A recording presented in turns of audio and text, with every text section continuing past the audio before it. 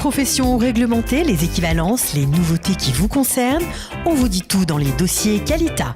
Les dossiers Qualita, pour en savoir plus sur l'ALIA.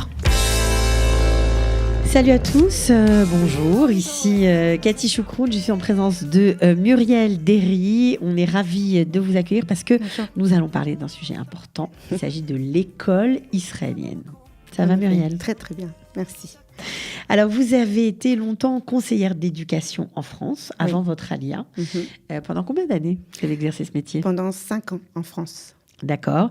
Et puis, lorsque vous êtes arrivé en Israël, tout naturellement, vous avez souhaité capitaliser sur votre expérience et continuer dans le domaine. Tout à fait. Mais pourtant, vous ne connaissiez pas forcément le système.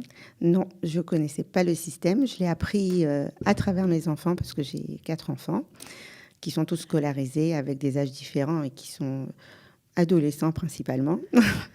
Et aussi parce que j'ai une formation de coach scolaire, donc où je suis un peu baignée dans le système scolaire en permanence, mais aussi parce que l'année dernière, j'ai commencé à travailler en tant que méga chérette à Tel Aviv, dans les écoles à Tel Aviv, c'est-à-dire... C'est une coordinatrice, voilà, on va dire une médiatrice. Je sers d'intermédiaire entre les parents olim français et le corps enseignant de l'école.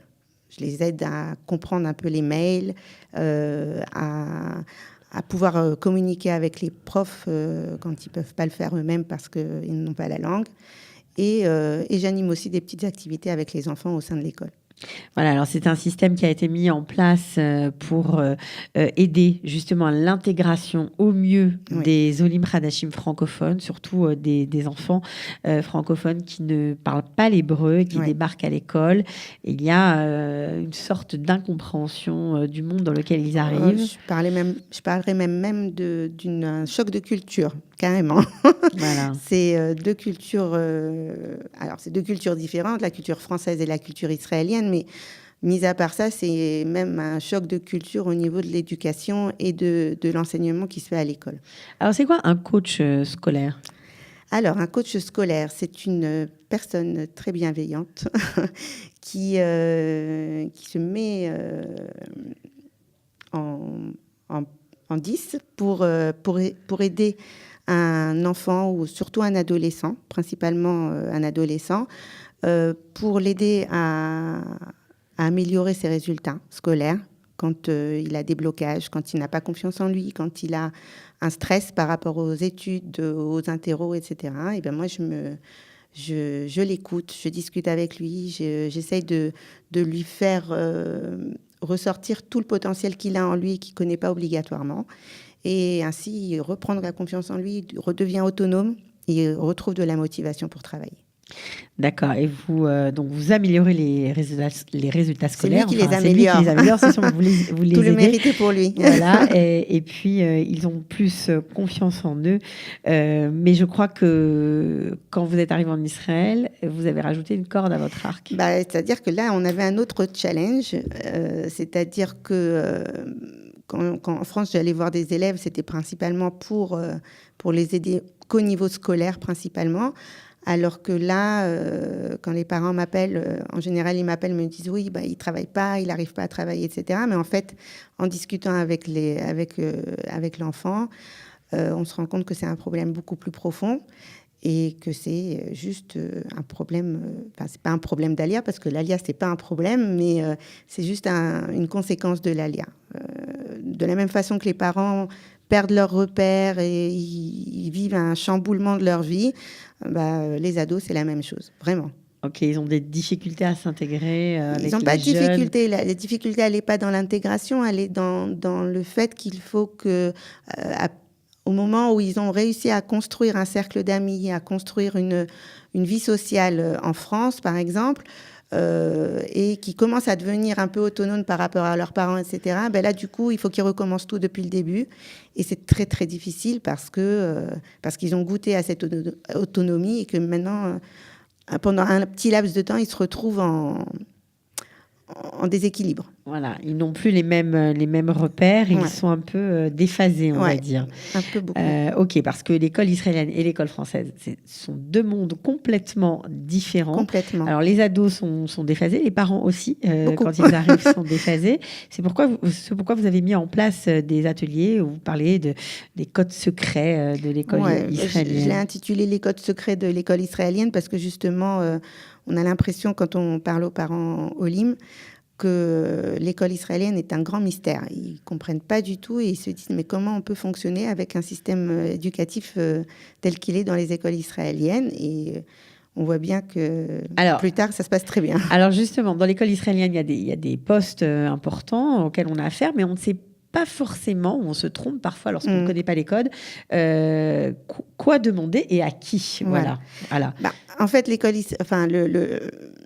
l'organigramme d'une école au niveau corps enseignant est très structuré.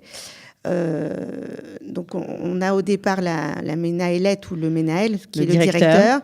Et en fait, souvent, c'est un piège pour les parents parce qu'on croit que c'est à lui qu'il faut s'adresser principalement quand on a un problème avec nos enfants. Alors que le directeur, principalement, lui, s'occupe de tout ce qui est administratif. Il gère l'équipe du corps enseignant, mais c'est tout. Tout ce qui est en rapport avec les élèves, c'est plus soit la Yoetzet, donc qui est une conseillère d'éducation, pédagogique, une conseillère pédagogique qui va s'occuper principalement du bien-être de l'enfant au sein de l'école et qui travaille elle-même en coordination avec les profs principaux qu'on appelle Mechaner et avec les enseignants en général. D'accord. Voilà.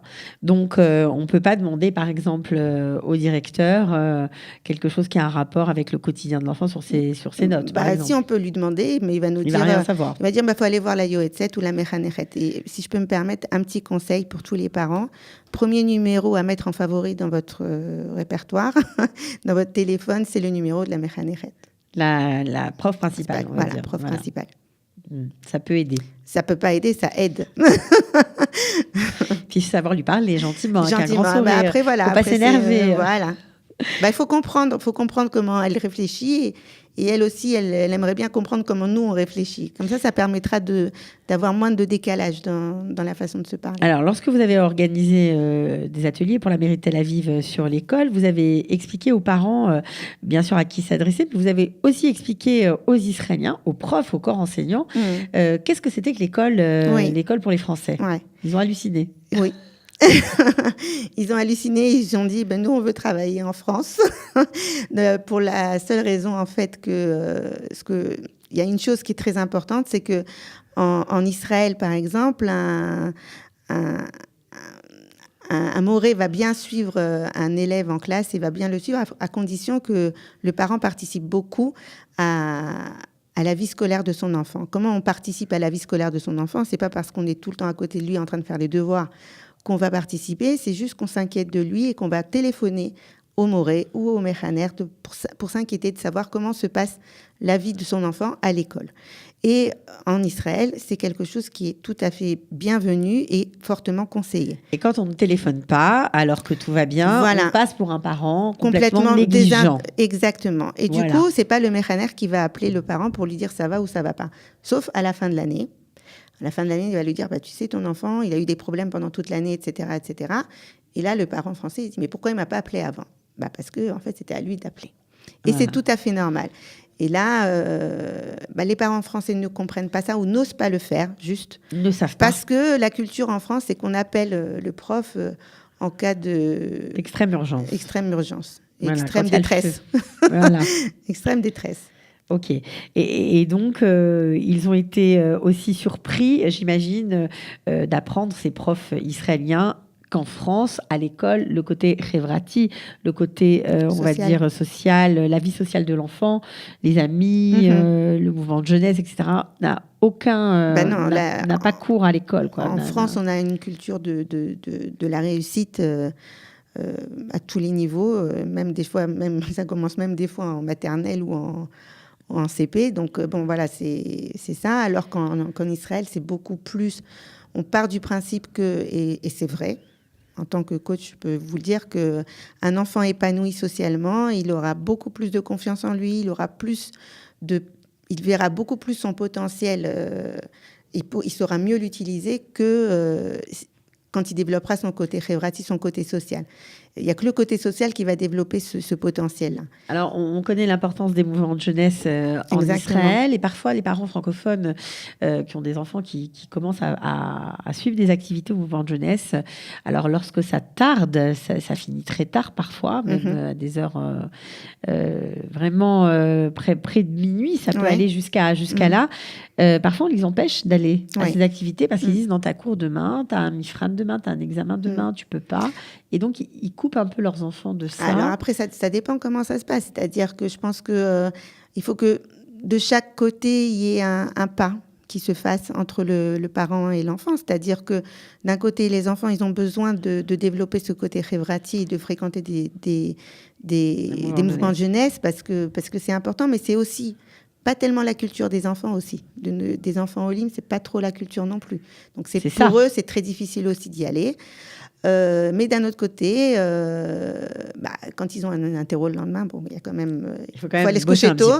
Maintenant, les parents aussi, il faut qu'ils lâchent un peu prise et qu'ils disent que les enfants ici, ils sont un peu plus libres, sans pour autant être complètement lâchés dans la nature, mais que c'est normal aussi qu'un enfant, des fois, il rentre un peu tard et qu'il rentre pas tout seul de toute façon.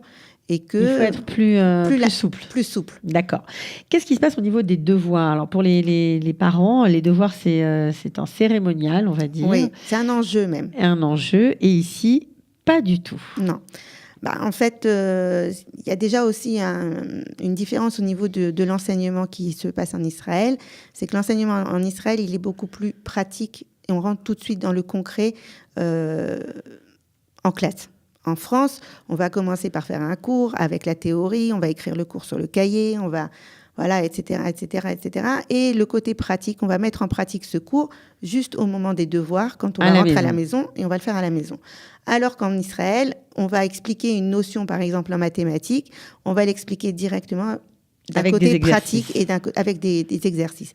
Ce qui fait que les exercices se font en classe, se terminent en classe, parce qu'il y a toujours un moment on laisse toujours un temps libre aux enfants pour finir leurs exercices. Et je dis pas. Ça s'appelle les devoirs pour les Israéliens. Et c'est pour ça que je dis exercice et pas devoir, parce que en Israël, quand on demande est-ce qu'il y a des shiurei bayit, ce qu'on appelle les devoirs, les enfants ils disent non, il y en a pas. Bon, mais ça commence à changer un peu. Il y en a parfois un petit peu, mais dans les petites classes moins. Bon, dans les plus grandes classes, évidemment. Le programme est chargé, donc il y a beaucoup plus de devoirs. Bon, mais là, ils ont appris à se gérer. Et normalement, on mise aussi beaucoup, en Israël, on travaille beaucoup sur l'autonomie de l'enfant. C'est-à-dire que l'enfant, il est responsable lui-même de prendre ses devoirs tout seul. La Mora ne va pas vérifier s'il a pris ses devoirs ou pas. Dans certaines classes, les morotes ne corrigent même pas les devoirs. Bon, ça, je trouve pas ça terrible, mais bon, ça arrive. Mais on laisse faire que l'enfant soit très autonome. D'accord, donc ça, et on le met devant ses responsabilités. Un point important, donc ne pas faire une dépression nerveuse si les devoirs ne sont pas faits à la maison. Parfois, il n'y en a pas. Parfois, ils ont effectivement été faits en classe pendant la Saka. Faire confiance à ses enfants de temps en temps. Exactement, ça peut aider. Et puis, pour finir, j'aimerais parler d'un thème que vous avez abordé, que vous aimez bien aborder dans vos ateliers. C'est les outils de coaching. Alors, qu'est-ce que c'est que ça ? En fait, le coaching, c'est, par définition, c'est un accompagnement au changement. Donc, l'ALIA, évidemment, c'est un changement par excellence, un changement de vie, un changement de pays, etc., un changement de culture, etc. Et je suis persuadée d'une chose, et ça se voit, de toute façon, on le vit tous en tant qu'Olim Hadashim, qu'on passe par différentes phases dans ce changement de vie. Pour expliquer rapidement, on a une première phase qui est la phase de l'enthousiasme, parce qu'on est arrivé, on est content. On imagine qu'on va vivre comme si on était en vacances au départ. Donc, on va manger dans tous les restaurants, on prend des kilos, on dépense des sous, on sort, on va à la plage, on se distrait, on visite, etc., etc.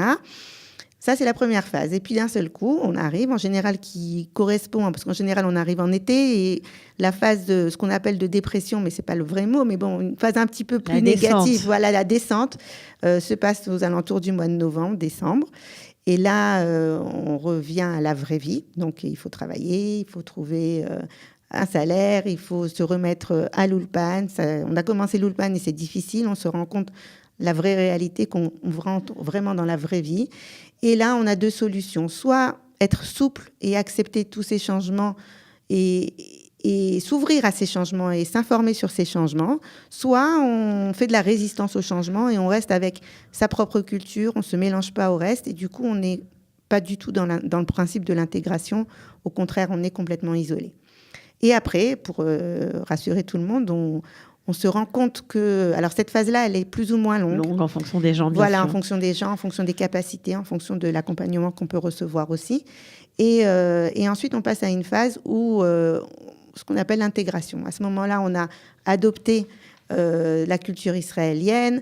On commence à l'adopter, on va dire, parce qu'il faut pas mal de temps, mais voilà, on commence à l'adopter, on commence à aimer le falafel, le houmous, voilà, et d'autres choses qui sont beaucoup plus intéressantes dans la culture israélienne. Ce côté très bienveillant et très solidaire, ça aussi c'est très important.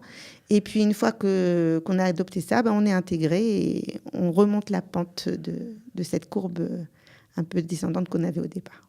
D'accord. Et j'insiste vraiment là-dessus parce que c'est la base de l'intégration. Ok. Alors, on n'a pas tout expliqué, évidemment. Non. Il y a encore de nombreuses choses, de nombreux domaines à évoquer. Mais en tout cas, on a ébauché, oui, le sujet. Voilà, les codes secrets de l'école israélienne.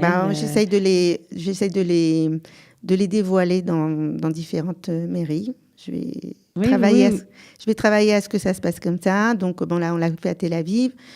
Normalement, il y a un projet de le faire à Ashdod aussi. Et j'appelle tous les projectorimes à se renseigner auprès de moi et pour que je leur présente cet atelier. D'accord. Alors, en tout cas, ça fait plaisir de voir que les méga-shrotes, en tout cas les médiatrices voilà, entre les parents et le système scolaire israélien intégrés dans les écoles, ça se développe de plus en plus. Voilà, à Tel Aviv aussi, ils participent évidemment. Merci beaucoup, en tout cas, à Muriel Derry d'être venue. Merci beaucoup. Et puis, continuez bien. Puis revenez nous voir quand vous voulez. Avec plaisir. Merci beaucoup. Au revoir.